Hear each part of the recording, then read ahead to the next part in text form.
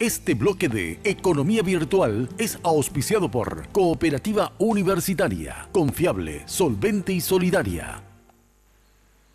Buenas noches, gracias Ernesto. Me encuentro en compañía del ministro de la Secretaría Técnica de Planificación, don José Molinas, para hablar sobre los últimos resultados de empleo. Bajó el desempleo, bajó la subocupación y todo un poquito sobre esos temas vamos a conversar con el ministro. Buenas noches, ministro, ¿cómo le va? Buenas noches, Miguel, ¿cómo estás? Bueno, ministro, vamos entonces a lo prometido. ¿Cómo están estos índices de empleo, subocupación, desempleo, según los últimos datos del reporte de la encuesta continua de empleo? Sí, hace unos días se lanzó los resultados del último trimestre del 2015 de la encuesta continua de empleo que cubre el área de Asunción y alrededores, alrededor de 20 kilómetros a la redonda de Asunción, el área metropolitana de Asunción, y los datos son muy alentadores. Tenemos la tasa de ocupación más alta desde que se registra esta encuesta, que es desde el 2010. Se han creado 49.000 nuevos puestos de trabajo en el área metropolitana de Asunción. La tasa de desempleo, de subocupación, es la más baja también desde que se registra esta encuesta. Hay 7.000 desocupados menos que en el 2015 en relación al año anterior. Y lo que es más importante también, la subocupación, que es un índice significativamente alto en nuestro país y en esta área, bajó del 15,5% al 12,8%, 32.000 subocupados menos en el último trimestre del 2015 en relación al año anterior. Estas son algunas de las caracterizaciones, no son todas. Vemos también que la proporción de trabajadores que ganaban por debajo del salario mínimo bajó del 34%, que era en el 2014, al 29% en el 2015. Este aumento de empleo, como mencionaste, ministro, ¿en qué rubro se da principalmente? ¿Mandos medios, ya algunas carreras un poco más profesionales o dónde se daría esto? Sí, la estructura del empleo en el área metropolitana de Asunción es principalmente en servicios. 77% de la mano de obra en esta área metropolitana se concentra en el área de servicios, 21% de manufacturas en el sector secundario, entre industrias manufactureras y construcción, y poco menos del 2% en actividades agropecuarias.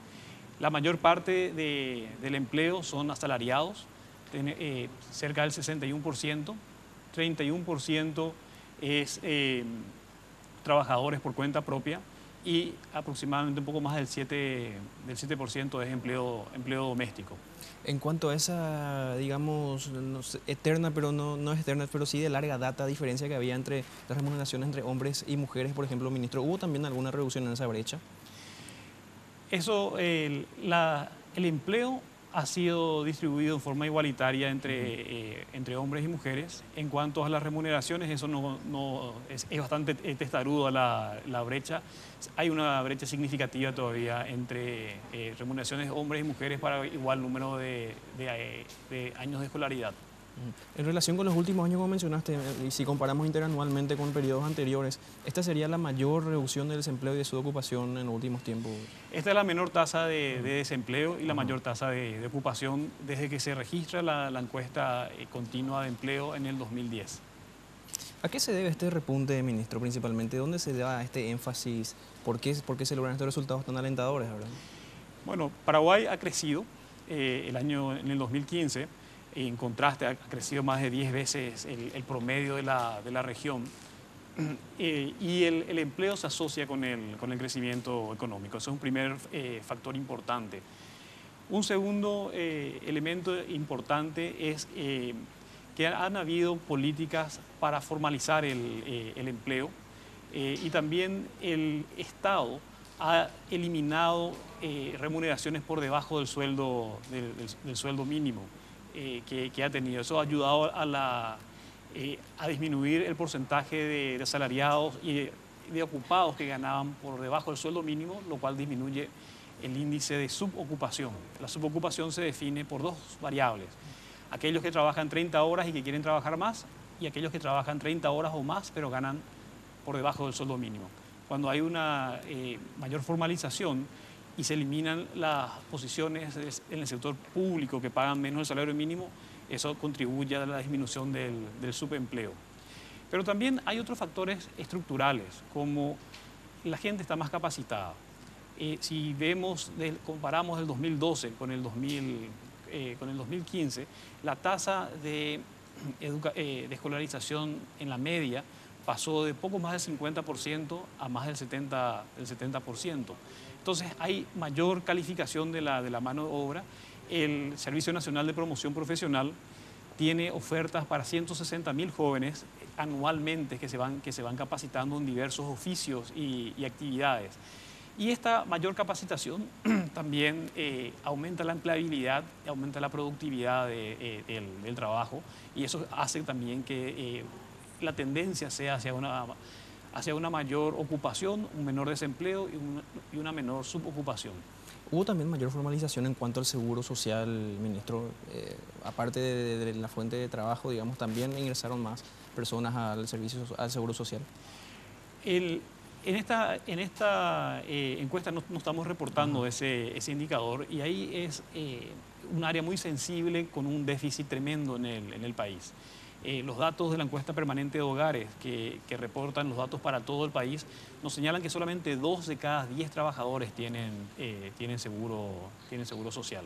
Allí tenemos que pensar en políticas creativas que permitan también a los trabajadores independientes poder aportar a esta seguridad social. Eso es a nivel nacional, donde hay un peso importante también de la agricultura familiar. A nivel urbano la tasa es mayor, pero aún así la brecha sigue siendo muy significativa.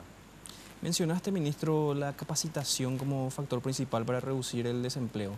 En ese sentido, las becas Carlos Antonio López, las maestrías que está proporcionando el gobierno para los interesados, ¿cómo están esos resultados? ¿Se lograron los resultados esperados? Ahora se lanzó recién la tercera convocatoria. ¿Cómo está eso, ministro? Viendo un poquito ese tema también. Eso va muy bien, mejor de lo que nos esperábamos al inicio, cosa que teníamos altas expectativas. Ya se han realizado 3 convocatorias, cerca de 300 estudiantes paraguayos están en camino a las mejores universidades del mundo. Hemos empezado con las 350 mejores universidades del mundo en la primera convocatoria. En la segunda convocatoria ya se ha reducido a las 300, se ha hecho más competitivo. Y en esta tercera convocatoria se mantienen las 300 para áreas prioritarias, como por ejemplo ingeniería, medicina, ciencias naturales, y para áreas que no están tan prioritarias como administración, derecho. Entonces se ha elevado todavía más la exigencia que sean en las 200 mejores universidades. La meta es crear oportunidades para 1.500 paraguayos en estas mejores universidades del mundo, con un compromiso de que retornen y de que aporten al avance de nuestra economía hacia una economía del conocimiento en el país. Ministro, hablábamos de las becas Carlos Antonio López, mejor dicho, y esta tercera convocatoria que se acaba de lanzar. Los interesados pueden entrar al sitio de la CONACYT, conacyd.gov.py, a ver los requisitos, a interiorizarse un poquito, y se plantea alguna convocatoria más para lo que queda del año. Sí, se plantea otra convocatoria para los que van a iniciar sus estudios más hacia el segundo semestre del año, y también los que tengan la admisión temprana para iniciar en el hemisferio sur en los primeros meses del 2017. Perfecto. Ahora, ministro, aprovechando, hablemos un poquito de alianza público-privada, un área también que está siguiendo muy de cerca. ¿Cómo está este proyecto? O sea, los diferentes proyectos ya están bajo esta modalidad, están cumpliendo los requisitos, los plazos que se tenían en mente. ¿Cómo está eso, ministro? Bueno, nuestra ley es una ley nueva, se ha terminado de reglamentar en marzo del 2014, y antes de los 2 años ya tenemos 2 proyectos que están siendo sujetos de competencia para inversionistas nacionales y extranjeros, que van a mejorar la infraestructura de transporte en el país. Y esto es muy importante ponerlo en contexto. Si nosotros queremos continuar creciendo en un entorno regional que está decreciendo, que se está desacelerando significativamente, necesitamos ser competitivos, y para ser competitivos necesitamos mejorar nuestra infraestructura de transporte multimodal, que es una de las restricciones principales del crecimiento en Paraguay. Carreteras, transporte pluvial y aeropuertos. Y dentro de este gran desafío que tenemos de mejorar nuestra infraestructura, una herramienta que permite inyectar capital privado, que complemente el capital, los fondos públicos para infraestructura social, son las alianzas público-privado. Tenemos dos proyectos, uno de aproximadamente 400 millones de dólares, que va a duplicar las vías en las rutas 2 y 7 de Asunción hacia Ciudad del Este, y también un aeropuerto que, siendo más moderno, le va a permitir tener mayor conectividad y mayor eficiencia en las conexiones aéreas, que siendo un país mediterráneo es muy importante. En ambas obras hemos contado con el asesoramiento internacional de los mejores. Diversas instituciones han apoyado la preparación y la formulación de estos proyectos, y también tenemos el interés de empresas de primer nivel a nivel mundial que, consorciadas con las paraguayas, pueden ofrecer un producto muy competitivo. Estos dos son los proyectos que ya están en marcha, podríamos decirle, pero hay también interés en otras áreas específicas. Mencionaste lo del transporte fluvial, por ejemplo, también podría ser, Sí. tal la reconversión del puerto, que podría también ayudar un poco a tener otros proyectos ahí en la zona. Hay varios proyectos. El de la hidrovía es un proyecto que está priorizado como iniciativa pública. También estamos en conversación con el Ministerio de Justicia, explorando la posibilidad de hacer una cárcel por APP. Estamos iniciando conversaciones con Etropar para fortalecer sus mecanismos de distribución, conversaciones con IPS para ver cómo el capital y la gestión privada puede ayudar a brindar mejores servicios de salud. Varios municipios se están acercando a explorar diversas alternativas con esta modalidad, y son todos proyectos que están en etapa incipiente de exploratorias, y que después, cuando se hagan los estudios de factibilidad y el análisis, se llama análisis por dinero, para saber si es realmente la APP la mejor opción, o tal vez sea la inversión pública una mejor opción. Se van a definir concretamente cuáles van a ser los proyectos que van a continuar la línea de APP. Así es, ministro. Para recordar también a la gente, la STP tiene sus propias becas, aparte de la beca Carlos Antonio López, tiene la beca de formación también propia de la STP. ¿Eso cómo podría ser el interesado para acceder al boletín, a las ofertas? Sí, nosotros tenemos una amplia red de diseminación de las becas. Semanalmente diseminamos por redes sociales a más de 25.000 usuarios.